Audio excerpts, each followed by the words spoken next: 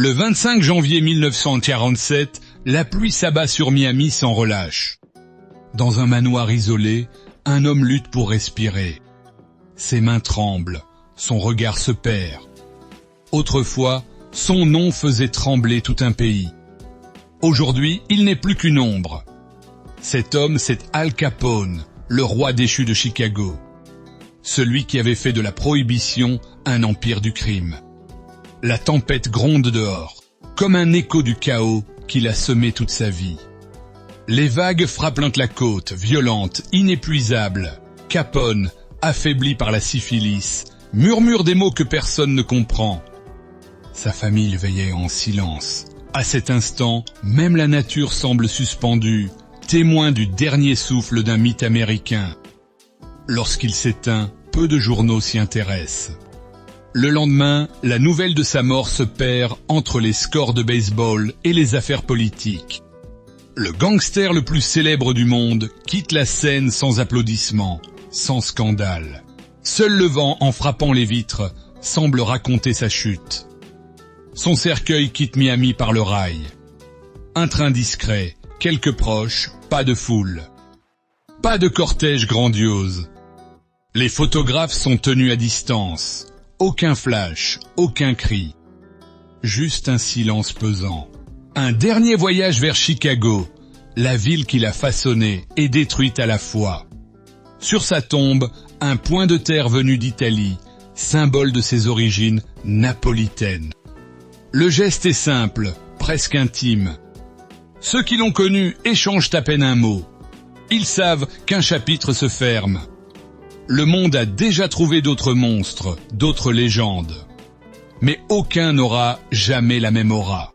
Parce qu'avant de devenir un vieillard malade, Al Capone fut le visage du pouvoir absolu. Le roi des rues, le maître du vice. Le chef incontesté d'un empire bâti sur l'alcool, la peur et la corruption. Son ascension, fulgurante et sanglante, a redéfini le crime organisé aux États-Unis. Pour comprendre sa chute, il faut revenir 25 ans en arrière. Chicago, année 1920. Une ville en pleine mutation, bruyante, sale, fascinante. Les usines tournent à plein régime, les fortunes se font et se défont. Et au cœur de cette agitation, une loi va tout bouleverser, la prohibition. En 1920, la vente d'alcool est interdite sur tout le territoire américain. Une mesure morale censée sauver le pays de la débauche. Mais pour les ambitieux, c'est une opportunité en or. Les rues se remplissent de trafiquants, les bars clandestins se multiplient et le whisky devient plus précieux que l'or. C'est dans ce chaos que surgit Alphonse Capone, jeune homme de Brooklyn au regard dur et à l'esprit affûté. Il a fui la misère, cherchant fortune à Chicago. Sous la protection du parrain Johnny Torrio, il apprend vite les règles du jeu. Loyauté, silence et une violence sans limite. Capone n'a pas encore 30 ans quand il prend la tête du réseau. Son organisation contrôle tout. Les bars clandestins, la distribution d'alcool, la prostitution, les jeux illégaux. Chaque rue de Chicago devient un territoire à défendre. Et très vite, le nom d'Al Capone devient synonyme de peur. Les années 1920 transforment Chicago en un champ de bataille. La prohibition n'a pas assaini la société, elle l'a rendue plus violente. Chaque quartier a son chef, chaque bar clandestin, son protecteur armé. Et au sommet de cette hiérarchie du vice, un nom résonne comme une promesse et une menace. Capone. Sous son règne, la ville devient une ruche de corruption. Juges, policiers, politiciens. Tous touchent entre leur part. L'argent coule à feu. Les caisses de bière illégales se déversent par milliers comme dans les rues. Et Capone contrôle chaque bouteille, chaque dollar. Il est partout mais personne ne peut le toucher. Il s'offre des costumes sur mesure, des voitures rutilantes, des hôtels entiers. Il se montre en public, serre des mains, distribue de la charité. Pour les uns, c'est un criminel. Pour les autres, un Robin des Bois moderne. Et c'est là tout son génie.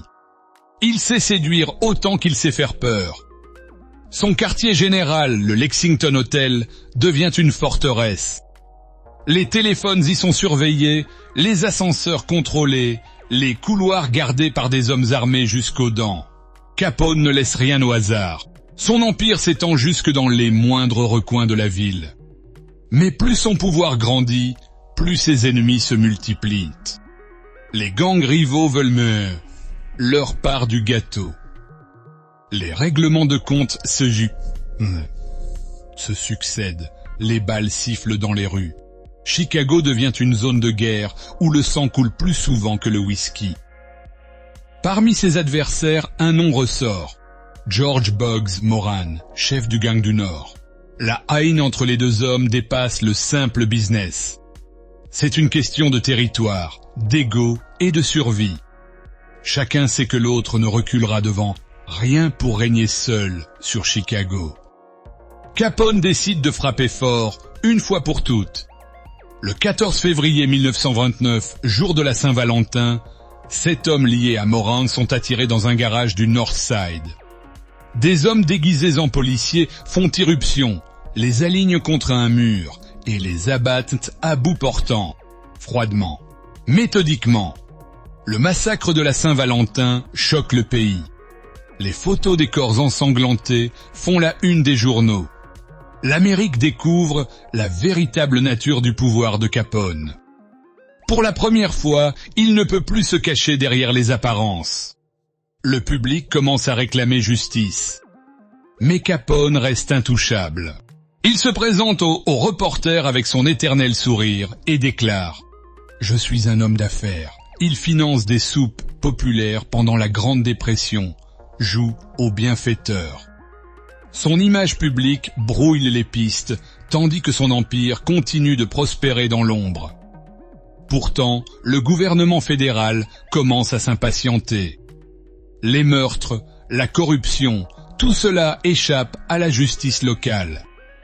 Washington veut frapper un grand coup. Et dans les bureaux du Trésor, un jeune agent s'apprête à changer le cours de l'histoire. Eliot Ness, un nom encore inconnu, mais déjà redouté.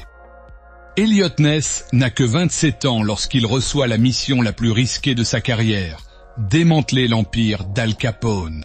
Calme, rigoureux, incorruptible, il ne ressemble pas au policier que Capone a l'habitude d'acheter. Pour la première fois, le gangster affronte un homme qu'il ne peut ni intimider, ni soudoyer. Ness forme une petite unité, triée sur le volet.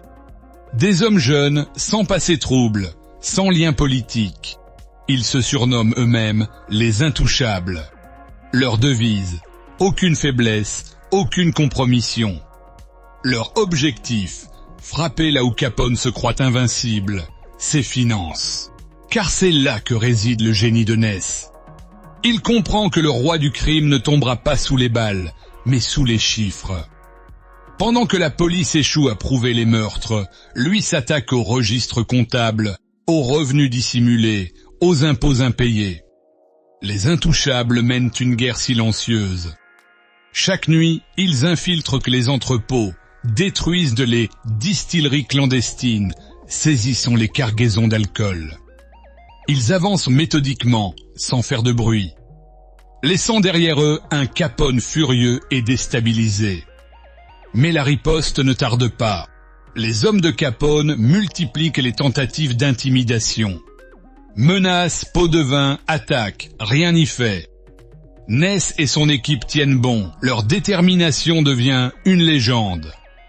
Chicago découvre qu'il existe enfin une force que l'argent ne peut acheter. Les journaux s'emparent de l'histoire. Les Intouchables contre le roi de Chicago. La population commence à espérer. Ness devient un héros populaire, tandis que Capone voit son image se fissurer. L'homme qui se croyait invincible commence à sentir le vent tourner. Pendant ce temps, le fisc avance son dossier. Les enquêteurs réunissent des preuves de fraude fiscale. Ce n'est pas spectaculaire, mais c'est implacable. Capone a amassé des millions sans jamais déclarer un centime. Cette négligence, plus que ses crimes, va le condamner. En 1931, après des mois d'enquête, le gouvernement fédéral porte enfin l'accusation. Évasion fiscale. Capone rit en apprenant la nouvelle. Lui, le maître du crime, jugé pour des impôts, il croit à une plaisanterie. Mais bientôt il comprend que ce sera sa perte. Le 6 octobre 1931, la salle du tribunal fédéral de Chicago déborde. Journalistes, curieux, photographes, tous veulent assister au procès du siècle. Capone arrive vêtu d'un costume élégant, sûr de lui, saluant la foule comme une star. Il ignore encore que le rideau est sur le point de tomber. Les témoignages s'enchaînent, les preuves s'accumulent. Les jurés découvrent les livres comptables, les transferts d'argent, les témoins protégés. Chaque chiffre devient une balle tirée contre l'empire Capone. Peu à peu, son sourire disparaît. La justice, cette fois, ne reculera pas. Le procès dure plusieurs semaines. Dans la salle, l'atmosphère est électrique. Chaque mot, chaque geste est scruté. Capone tente encore de jouer de son charme, souriant aux journalistes, plaisantant avec ses avocats. Mais face à lui, la machine judiciaire avance, froide et implacable. L'un après l'autre, les témoins dévoilent les rouages de son empire. Comptables, chauffeurs, anciens complices. Tous décrivent toujours le même système, des millions de dollars en liquide, des transferts secrets, des postes de vin distribués à tous les niveaux du pouvoir. Capone voit ses murs se fissurer. Le juriste est remplacé à la dernière minute par peur de corruption. Les intouchables veillent jour et nuit. Chicago retient son souffle. Dans les rues, les habitants suivent que le procès comme un feuilleton. Pour la première fois, ils sentent que l'impunité touche à sa fin.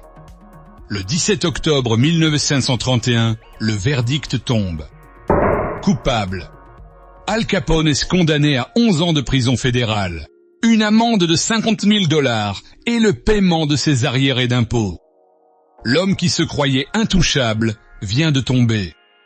Le roi de Chicago n'est plus qu'un détenu parmi d'autres. À la sortie du tribunal, les journalistes se pressent autour de lui. Capone garde la tête haute, tente de sourire, mais son regard trahit une peur qu'il ne connaissait pas. Pour la première fois, il n'a plus le contrôle. Les caméras immortalisent de cet instant. La fin d'un mythe. Il est d'abord incarcéré à Atlanta, puis transféré à Alcatraz, la prison la plus redoutée d'Amérique. L'homme habitué aux suites d'hôtels découvre les cellules humides, les cris des autres détenus, la solitude. Le silence remplace le vacarme de Chicago. La légende s'effrite jour après jour. Capone tente de maintenir son influence, mais la maladie progresse. La syphilis attaque son cerveau. Ses colères deviennent confuses, ses ordres incohérents. L'empire qu'il a bâti s'effondre sans lui. Ses lieutenants se dispersent, ses affaires s'écroulent. L'âge d'or du crime est terminé. À Alcatraz, il devient un prisonnier banal. Certains gardiens ne croient même pas qu'il s'agit du vrai Capone. L'homme qui faisait trembler la nation n'est plus qu'un corps affaibli, hanté par ses souvenirs. Les médecins notent sa déchéance mentale. Il ne distingue plus le présent du passé. En 1939, après 8 années d'enfermement, il est libéré pour raison médicale. Il n'a plus rien du roi qu'il était. Son esprit est brisé, son corps épuisé. Il se retire en Floride, dans un manoir au bord de la mer. Autour de lui, le silence d'un empire disparu. Les jours s'écoulent lentement. Parfois, il se promène dans le jardin, parle à des ombres, rejoue des scènes imaginaires. Les rares visiteurs disent qu'il se croit encore à Chicago, donnant des ordres à des hommes qui n'existent plus. Le mythe s'efface, ne laissant que l'homme. Fragile, perdu. Les années passent et le manoir de Palm Island devient sa prison dorée. Capone vit entouré de quelques domestiques, surveillé par sa famille. Les journaux ont cessé de parler de lui. Le monde a changé. La guerre approche, les gangsters d'hier appartiennent déjà au passé. Parfois, il reçoit d'anciens complices venus chercher un peu d'argent ou simplement vérifier s'il respire encore. Les conversations sont brèves. L'ancien parrain les regarde sans vraiment les reconnaître. Son esprit s'égare, perdu entre les souvenirs et les hallucinations. Les médecins le décrivent comme un enfant dans un corps d'homme. Il joue au banjo, pêche dans le jardin, parle à des gens imaginaires. Ce n'est plus le criminel calculateur d'autrefois, mais un spectre errant, rongé par la maladie et par le temps. L'Empire Capone n'existe plus que dans les livres. Le 21 janvier 1947, il contracte une pneumonie. La fièvre le terrasse, son cœur s'affaiblit. Sa femme May reste à son chevet, silencieuse. Le 25 janvier, sous une pluie battante, Al Capone s'éteint à l'âge de 48 ans. La tempête dehors semble pleurer la fin d'un monstre. Sa mort fait peu de bruit. Les journaux la relèguent en bas de page, entre les résultats sportifs et les annonces mondaines. Aucun grand titre, aucune couverture sensationnelle. L'homme qui avait tenu l'Amérique en otage disparaît dans une indifférence presque totale. Son corps est transporté vers Chicago, la ville qu'il a tant aimée et détruite. Quelques proches assistent aux funérailles. Pas de discours, pas de musique. Un point de sable d'Italie tombe sur son cercueil. Le geste est discret, mais il symbolise la fin d'une ère, celle du roi du crime. Dans les années qui suivent, les États-Unis tournent la page. Le monde entre dans l'après-guerre. Le visage de Capone s'efface, remplacé par d'autres figures du mal. Mais son histoire, elle, continue de fasciner. Car il n'a pas seulement dirigé un empire, il a incarné une époque. La prohibition avait créé Capone.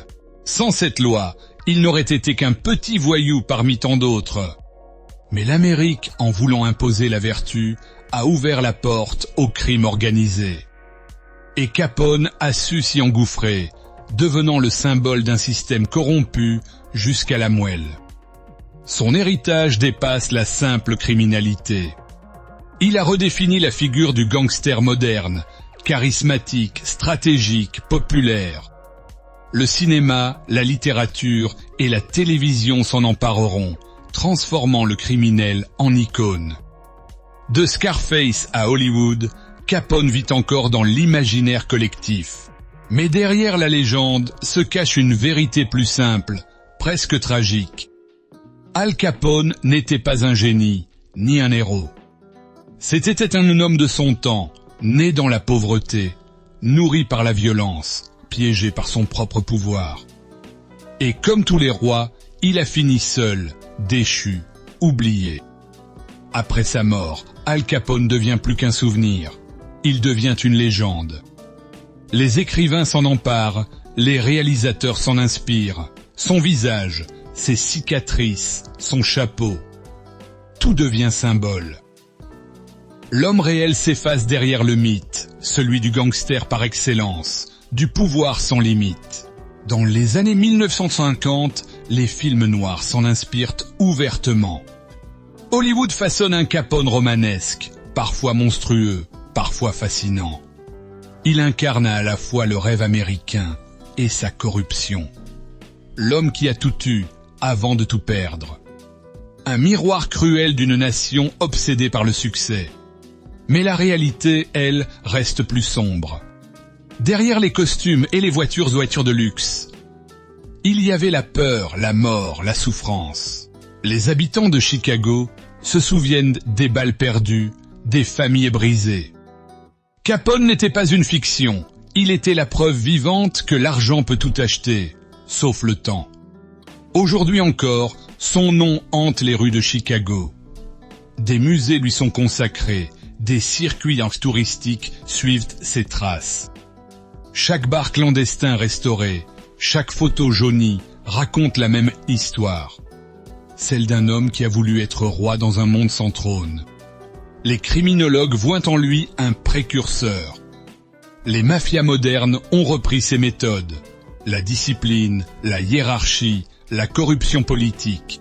Capone a posé les fondations d'un modèle qui survivra bien après lui, de New York à Las Vegas, de la Sicile à Medellín. Mais son histoire est aussi un avertissement. Le pouvoir absolu détruit toujours ceux qui le détiennent. Capone pensait contrôler le monde. En réalité, c'est le monde qui l'a consumé. Son ambition fut sa force, puis son poison, et sa chute, inévitable, fut la leçon de tout un siècle. L'Amérique a tenté de l'oublier, mais elle ne le peut pas. Parce que derrière Al Capone se cache une vérité dérangeante. Le crime n'a pas seulement prospéré grâce aux criminels, mais aussi grâce aux lois, à la peur et à la cupidité de ceux censés protéger le peuple. Aujourd'hui, dans les séries, les chansons, les jeux vidéo, Capone continue de régner. Son nom traverse le temps comme une ombre familière. On l'admire autant qu'on le déteste, parce qu'en chacun de nous sommeille cette fascination pour la gloire interdite, pour l'homme qui défie tout jusqu'à Dieu. Le manoir de Miami existe encore. Ses murs abîmés par le sel et le vent portent le poids d'une époque révolue. Certains disent qu'on y entend encore, la nuit, le bruit des vagues, et une voix murmurée « Je n'ai jamais voulu finir ainsi ». Peut-être est-ce le dernier écho du roi déchu de Chicago. Et toi, que retiendras-tu de cette histoire? L'homme, le monstre ou le mythe? Si cette plongée dans la véritable vie d'Al Capone t'a captivé, abonne-toi pour découvrir d'autres destins qui ont façonné l'histoire du crime, du pouvoir et de la chute. Parce que certaines légendes ne meurent jamais. Elles attendent juste d'être racontées.